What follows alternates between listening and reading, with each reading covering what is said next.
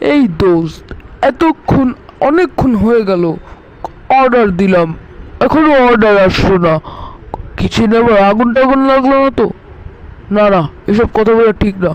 দোস্ত, একটু দেখে আয় তো ওখান ওরা আসছে কি, অর্ডার দেওয়া আসছে কি না, না কি বিপদ হলো, কেউ অসুস্থ হয়ে পড়লো নাকি? তাহলে তো আবার আমাদেরই খাবার বানিয়ে নিতে হবে। যা যা যা, তাড়াতাড়ি যা দেখে আয় কি হলো। আরে ধুর, এত কাজ করতে রেস্টুরেন্টে আসা লাগে নাকি? আরে একটু পরেই দিয়ে আসবে, একটু ওয়েট কর না।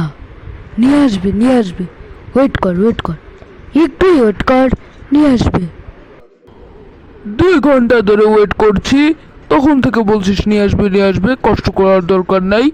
এখন তোমার টেনশন হচ্ছে, যদি কিছু হয়ে যায় কিছুক্ষণের মধ্যেই তো ওখানে আগুন লাগবে। এমনও তো হতে পারে ওখানে সব টাকা রাখা ছিল, চোর ডাকাত এসে ওদের বন্ধ করে রেখে চলে গেছে আর টাকাগুলো সব নিয়ে গিয়েছে। একটু দেখে আয় না প্লিজ।